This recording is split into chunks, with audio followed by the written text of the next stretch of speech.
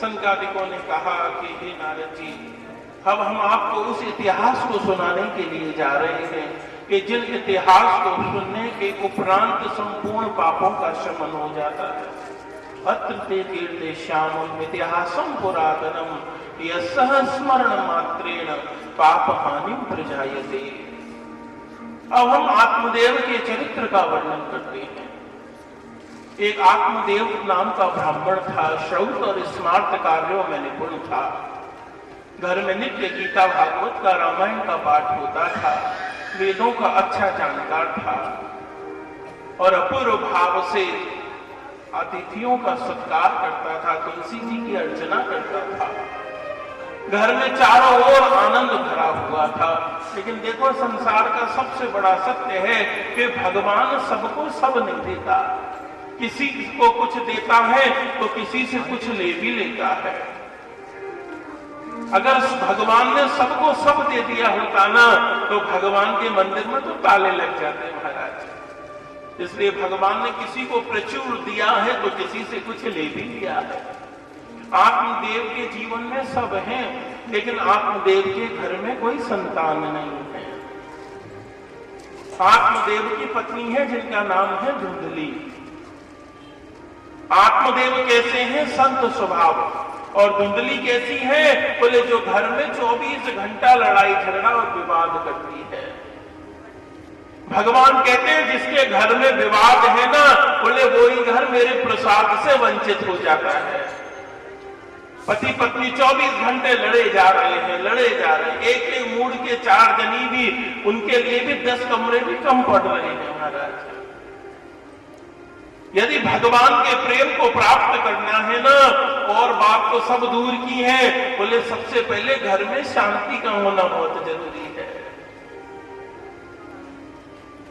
घर में सब है लेकिन पुत्र नहीं है। और आज पत्नी ने आत्मदेव के पुरुषार्थ के ऊपर ही प्रश्न खड़ा कर दिया है और आत्मदेव तुंगभद्रा नदी में आत्महत्या करने के लिए प्रवृत्त हुआ है। देखो, बार बार एक बात कहते हैं, कितना भी धन कमा लेना, व्यापार में छोटा सा एक गलत निर्णय बोले जीवन में कमाए हुए धन को व्यर्थ कर देता है। कितना व्यायाम करके बढ़िया शरीर बना लो, 10 दिन की मलेरिया की बीमारी में सब टूट कर खराब हो जाता है। लेकिन जिसने जीवन में एक बार भी भगवान के नाम का आश्रय ले लिया ना, बोले वो कभी भी खाली नहीं जाता है। वो किसी न किसी टेढ़े मेढ़े रास्ते पर बोले जीव को संभालने के लिए आ ही जाता है। आज आत्मदेव महाराज ने जीवन में जो भजन किया है ना, बोले वो ही एक संत के रूप में चला आया है। बस आत्महत्या करने ही वाले थे, तभी संत ने रोक दिया। ठहर, क्यों मरता है भाई, क्या कष्ट है? जब जीवन में सब रास्ते बंद हो जाए ना, और उस समय अचानक तुम्हारे जीवन में कोई गुरु आ जाए या संत आ जाए ना, तो उसे अपना पुरुषार्थ मत मानना, बोले उसे अपने ऊपर साक्षात भगवान की कृपा समझना। ना जाने काहू रूप में बोले नारायण मिल जाए। संत ने कहा भाई क्यों आत्महत्या कर रहा है, क्यों मरना चाहता है? आत्मदेव ने कहा कि मेरे जीवन में सब है, लेकिन मेरे जीवन में कोई संतान नहीं है, कोई पुत्र नहीं है। हे देव, आप बताएं कि मुझे पुत्र प्राप्त होगा कि नहीं होगा। संत ने आंख बंद करी, 2 क्षण में ही दृष्टि खोली है।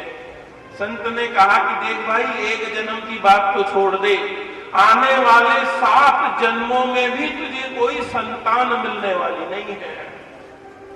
आत्मदेव रोया नहीं है, चिल्लाया नहीं है। आत्मदेव कहता था कि आपने कह दिया तो मुझे ये विश्वास हो गया कि मेरे भाग्य में पुत्र नहीं है, लेकिन फिर भी रो नहीं रहा है, फिर भी हंस रहा था। बोले क्यों? क्योंकि आत्मदेव ये जानता था कि मुझे विश्वास है कि मेरा भाग्य तो पुत्र नहीं दे सकता, लेकिन मैं ये कैसे मान लूं कि जो चीज मुझे मेरा पुरुषार्थ और मेरा भाग्य नहीं दे सकता, बोले वो चीज मुझे संत की कृपा भी प्रदान नहीं कर सकती। जहां से भाग्य और पुरुषार्थ समाप्त होता है ना, बोले वहीं से गुरुजनों की कृपा प्रारंभ हो जाती है। बस एक पुत्र हो जाए, बोले क्यों? विधाता के लेख के साथ खेलना चाहता है। ज्यादा विधाता के लेख के साथ खेलना नहीं चाहिए महाराज।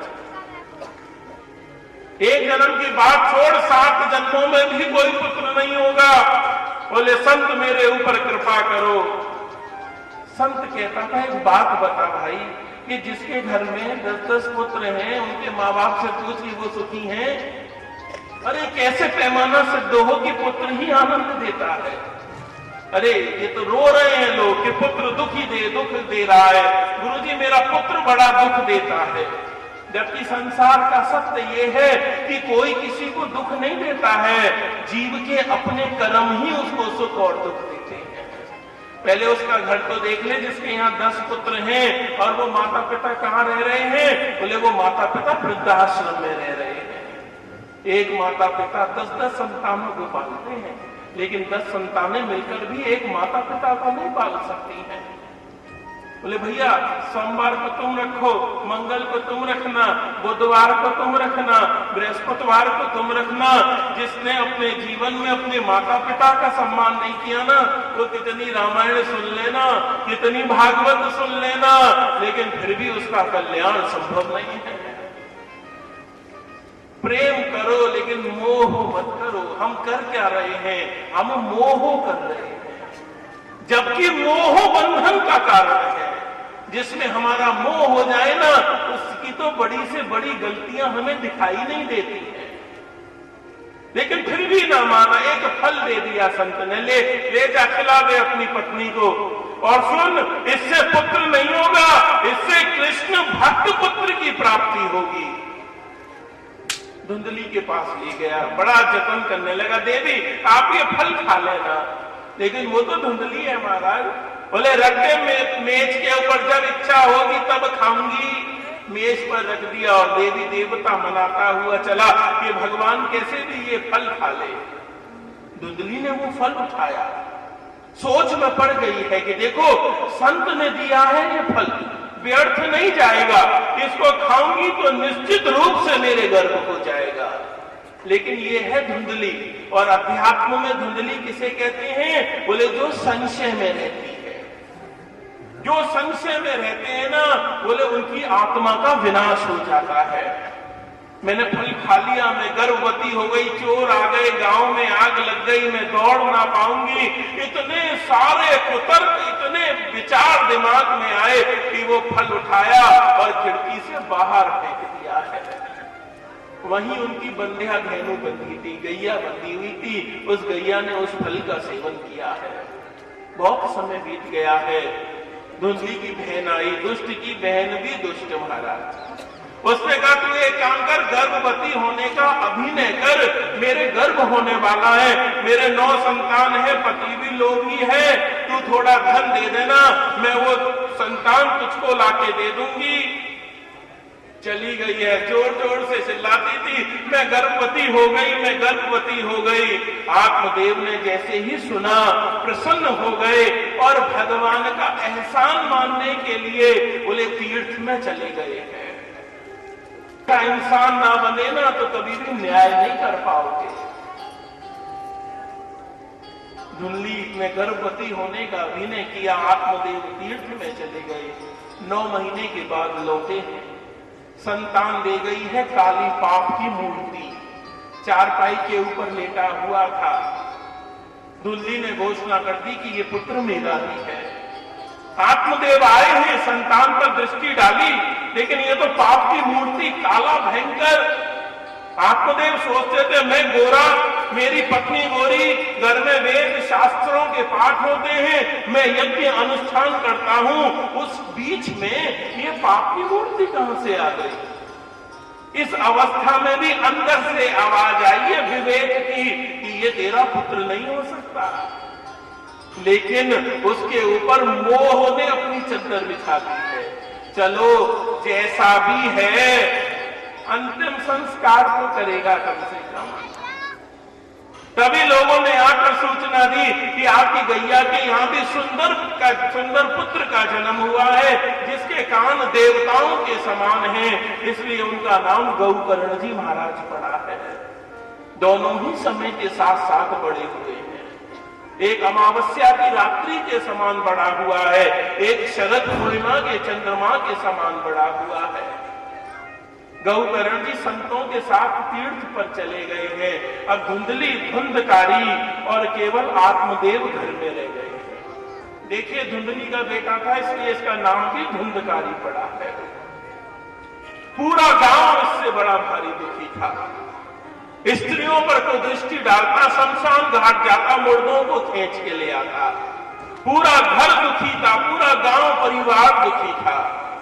एक दिन अपने पिता से बोला कि पिताजी मुझे धन दो, संपत्ति। पिता ने कहा कि देखो, धर्म में कमाए हुए धन को मैं असत में नहीं खर्च करने दूंगा। पिता के माथे पर एक लात मारी कि दूर जाकर पिता गिरा, पूरा शरीर पसीने पसीने हो गया, आंखों से आंसू बहा रहा था और सड़क और रास्ते में पड़ा हुआ वो जीव ये सोच रहा था, यही था ना वो पुत्र जिसके लिए मैं आत्महत्या करने के लिए गया था। जवान पुत्र के माथे पर जब लात मारी तो घर की सारी आशाएं समाप्त हो गई। उठे, फिर गए हैं तुंगभद्रा नदी के समीप आत्महत्या करने के लिए।